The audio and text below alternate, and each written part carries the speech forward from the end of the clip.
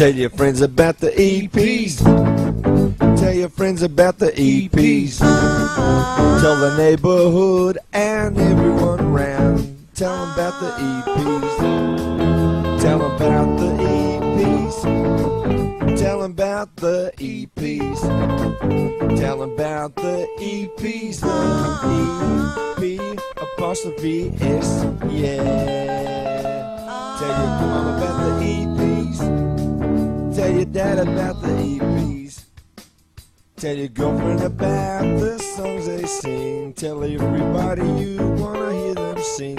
Tell everybody you are a big fan of the EPs. Tell your friends about the EPs. Tell your friends about the EPs. Tell your friends about the EPs. Yeah, yeah, yeah, yeah, yeah, yeah.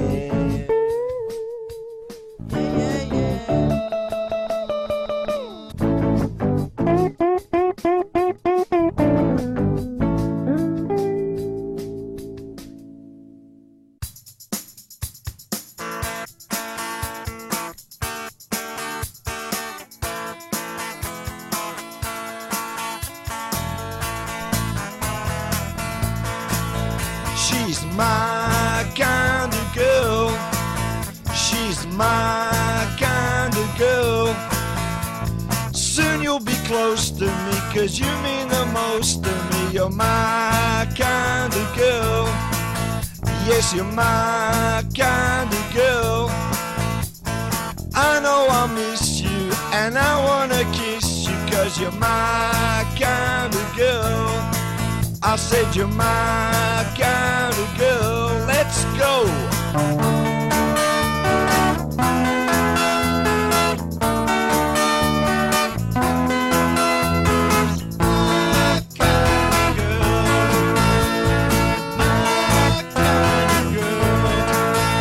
I'm your kind of boy.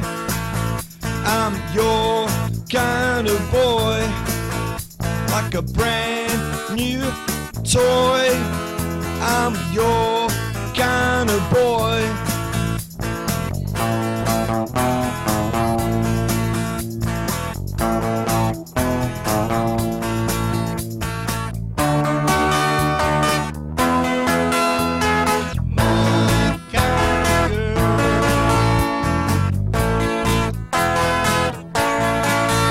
You're my kind of girl. Yes, you're my kind of girl. Love the AP. Thanks, man. All the best. All right. Welcome to the A place to Hollywood, and welcome to America from Australia, a place that I love because I love Andy Gibb, and he's from Australia as well. So is Olivia Newton-John. We welcome you here. Thank you. Thank you. That's great. Thank you So much to do. Hi, this is Plastic EP outside of Mega Records here in Sunset Boulevard. And I've got one of the coolest dudes you can meet. He's Johnny. Hey man, I dig your jacket. I really want to check out your music on iTunes sometime. Check it out for sure. As long as you check out my music, because I'll I'm check a yours out musician too. too. What do you do? You know, I play guitar, Yeah. harmonica, Good. sing a little bit. I have CDs and I play all the open mics around Hollywood. Yeah, that's good. And you know, I pass them out for free. Yeah, we'll give you a plug. What's your name? Tell them your name and where they can check you out. That's no problem. My name's Johnny Laurie, and I have music on YouTube.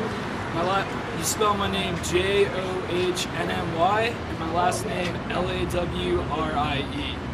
And Okay. I'm on YouTube. Everybody in Australia, you check out Johnny. Okay, you heard it from Plastic EP. That's ready to go on a bigger records now. Okay, so let's go. Oh, let's go in. All the best, Johnny. Yeah, you do, man. Come in. Let's have a look at the greatest record store in the world. Where's info?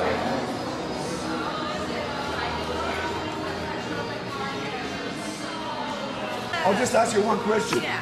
Where's the Beatles section? Right behind you. Where's on that? CD under the letter B in rock. So which column? Second column. All right, I can't thank you enough. Let's go. Find it. Where's B? Where? Is it there?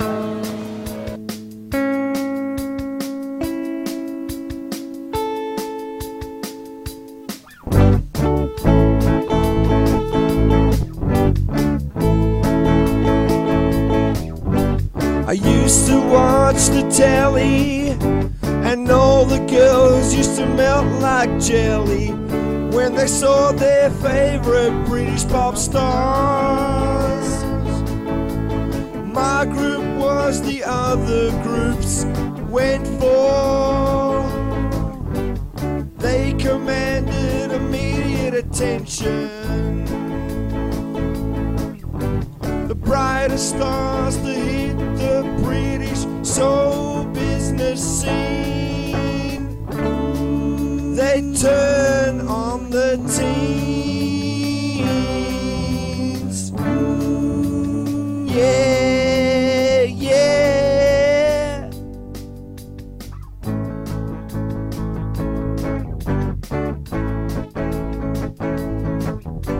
They conquered America and thundered across the nation. Besieged by fans, they were the ones we loved. I used to wait and listen to their records.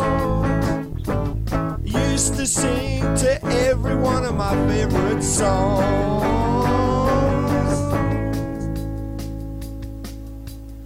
They are my all-time favorite British band.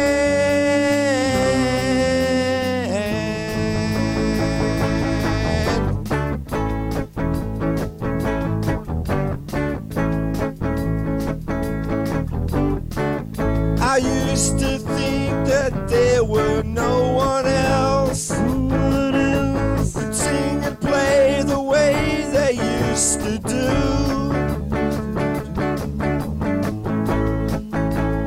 I just love them for what they really were. My all-time favorite British bands.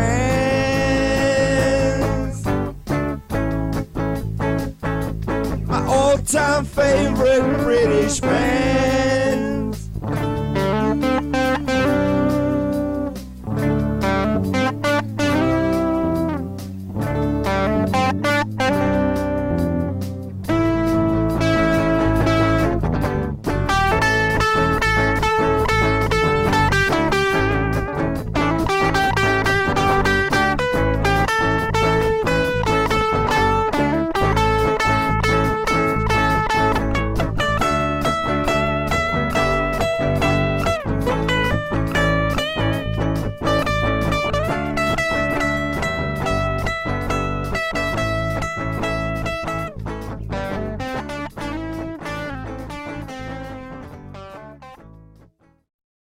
Thank you. What a great, fantastic store this is. One of the world's biggest record store here in Sunset Boulevard, Hollywood. Everyone, make sure you come on down. Okay, welcome to Wally's Lost Treasures. Today we're talking about TV spaceships that we grew up with. The ones I have here today represent episodes that we used to watch on TV in serials, in cartoons, and puppet and animation type shows. We have the Tintin rocket, we have Star Trek, we have the Stingray model, the Supercar model, which was a great show. Supercar was filmed in black and white, so we actually see the car in colour the way it was, but in the series it was just grey and black. We have My Favourite Martians, Uncle Martin's little spaceship that came down. Fireball XL5, also filmed in black and white. Really good show. Used a runway for the rocket to take off. The capsule magnetic actually comes off. I mean, it flies away in the show. They used to land on planets with that. Very good magnet, by the way. They used to sell that one where it was with an elastic, do you remember? Yes, I had that one with elastic. It's too weighty to actually fly, but it was great fun. You used a Shanghai and you shot it up, and hopefully you made a landing without breaking up. We have Doctor Who's TARDIS, interesting TARDIS.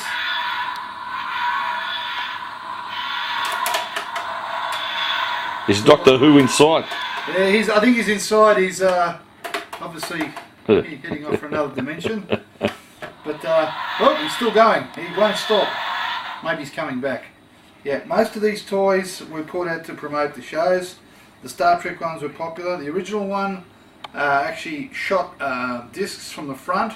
I gave that to my sister, and it had a docking bay on the bottom which the doors opened, and a little space shuttle used to come out from the bottom. And that's plastic orange because I've got one. Yeah, they were quite good.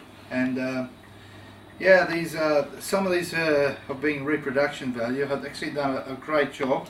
The Stingray show was filmed in colour, so if you ever get a chance to see that on DVD, it looks brilliant.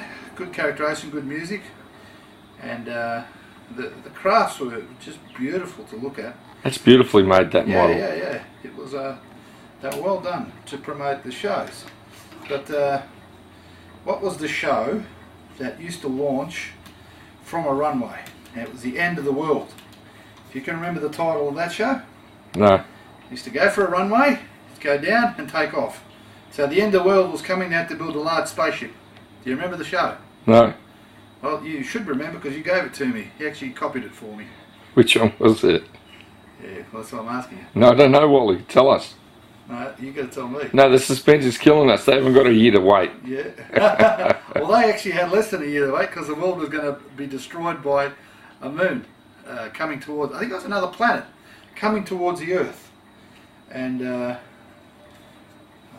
title escapes me. Maybe the viewers would like to find out who or what that movie was. It's definitely probably late 50s movie. Is that the one where they get in, it's like Noah's Ark, but it's a spaceship? That's the one. Yeah, I remember that one. Yeah. And then what happens is he's in a wheelchair and they don't put him on at the end. Yeah, great movie, great movie. Yeah, at least I remember the movie. Now I want to ask you one question there, Wally. Yeah. Out of all those toys there from the TV series, tell me your number one favourite and why. Well, the number one favourite, I mean, they all look really good, but I think Supercar, even though it was shot in black and white, it used to take a lot of time to get this car to fly. So there was a lot of procedure, and it's the procedure that captivated the person. I mean, Thunderbirds are great because we saw procedural how they actually got themselves into a capsule or rocket. This is the same with this, launching bay, music, door hangers open. I think, and the way they shot it, you could actually see a lot of detail around. And it looked real. The booster shots, the rockets firing in the back, made it all seem like you're watching a real show, apart from the puppets. That was before its time. What's the name of the guy that actually rides the spaceship? What's his name? The guy... Character in it now, in that spaceship. Do you remember? The name escapes me now. But I've just remembered, When Worlds Collide. Yeah, that's the movie. That's the movie. Well done. At least people can sleep at night now, not worrying about the name of the movie. That's right, yeah. So, you don't know the name of the character? No, I can't remember him. Okay. Well, at least you remember the show. Yeah. Well, I reckon that was a fantastic segment, Wally. La la la la Emily, yeah, la la la la Emily, yeah, la la la la Emily. Wow, she's a groovy girl, that Emily. She's a pretty girl, that Emily. She's a fantastic girl, that Emily, yeah, Emily. Like a Joan of Arc, she's a piece of art, like a real princess in fancy dress, you know, when she's with me, she's the best. She's a groovy girl, that Emily. She's a fantastic girl, that Emily. She's the best looking girl, that Emily, yeah, Emily. Let's go!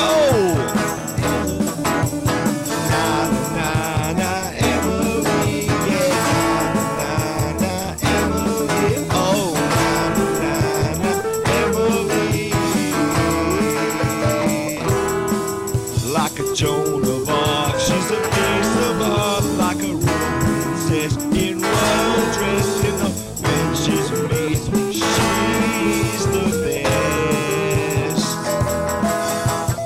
Emily, yeah, Emily,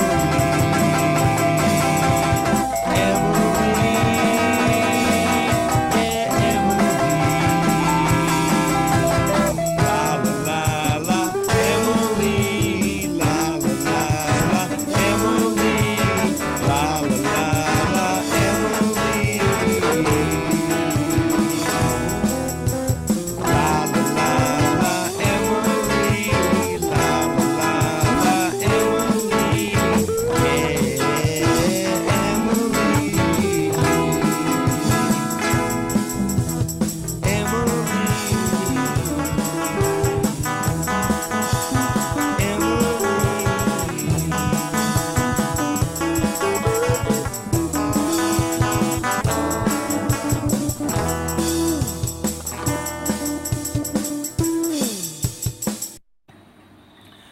are today talking about My Kind of Girl.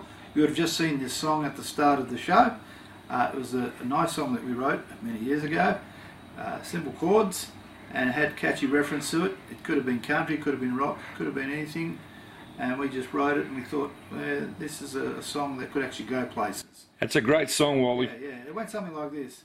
You're My kind of girl, yes, you're my kind of girl. Soon you'll be close to me, 'cause you mean the most to me. You're my kind of girl, yes, you're my kind of girl. I love it. Yeah, it was catchy. We had Vicky on vocals there, yeah. I don't think so, but well, tell me this. Yeah. With songwriting, right? Yeah. Who's your biggest influences? Like for me, it's Mike Nesmith of the Monkees. It's Tommy Boyce and Bobby Hart who wrote all the Monkees tracks. Just tell me a little bit about your background, who your big influences when it comes to songwriting is. When you mention those people, you always have to say, well, if you mention those, you have to mention who influenced them. And you go back to the Everly Brothers, you go back to Chuck Berry. Who influenced them? You go back a little bit further. It's never ending. Everyone borrows from each other and improves. So it's not song stealing. It's not what we say nowadays where they actually try and copy bits and pieces out of songs. It's actually learning from the past. Learn from the past for the future. So I hold my hat to anybody who can write a song, and then you can see the influence, but it's not really there. Beatles were really great at doing that. If you analyse all Beatles songs, there is an influence from the past. They have a good job of masking it. So that way you can never tell, and it's always Beatles fresh. Okay, welcome to Wally's bass segment. Today I want to talk about a Gibson bass. It was a Victory bass put out in the 80s, probably about 81. As you can see by the logo, with Gibson on it. But no handle. This handle comes as a standard handle, but the weight of this bass actually forced the handle to break off. So at a gig, I took off my belt. As you can see, this was a rough disco belt we used to wear in those days, back in the 80s. And I made a handle out of it. To this day I'm still using the handle, it works really well. It's like a webbing from a seat belt, does the job. Is that when Saturday Night Fever came out, Wally? Yeah, Saturday Night Fever. I was at the disco around to John Travolting. It was really good. Now I'm just going to show you the bass. As I said to you, very heavy bass.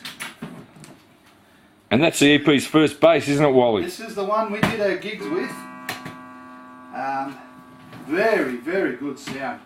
Handling, I'd say at the time this was the best bass on the market. I'm going to sit down here while I show you it. The complete redesign of the bass. Gibson were trying to compete against the Fender Precision, and they put out a model that would surpass it. Still got the pick on there. Different bridge design, neck design, machine head design, contoured body. Came out in two models, an active and a passive. This one's the passive, one pickup, easy to control, split pickup, so you could actually have the fat bass and the thin bass sound, piano style bass sound. Unfortunately, the switch come off. Now there's a story to that switch. I think one of the gigs we had a bit of a ruckus with the band, and I think I used this to communicate with the crowd. And, exterminate someone, yeah? Yeah, and someone cracked the switch, so I had to resolder it, and now it's just in one setting, which I don't mind because I prefer the fat sound. Handles really well, got a really good bass sound, and it saw us through all the EP gigs. It's very weighty, as I said to you, weighs a lot. Is balanced, so you're not going to get a too unbalanced way when you're holding it. But as I said to you, it was a complete redesign. It has a bit of wear and tear on it, but as you can see, from the 1982, I think it's done well. Most of the gigs. Did you use that for the recording of Make a Record, the first version? Yes, first Make a Record. All our first songs were recorded using this bass, and the sound is quite unique. It has a rumble as a typical Gibson bass. The Gibson bass company didn't think much of it at the time. the sales weren't too popular with this bass. Had a bit of competition at the time, so possibly that. But there were a few bass players that approved it and used it. I think the guy from Jethro Tull had one, and he swore by it. I'll just ask you, did you use that for the recording of At Home, the first song? At Home, now that's an interesting one, because At Home was done with a Hondo, wasn't it? Yeah, as a cheap bass precision copy, a Fender Precision copy. But I think we used it later on the other singles.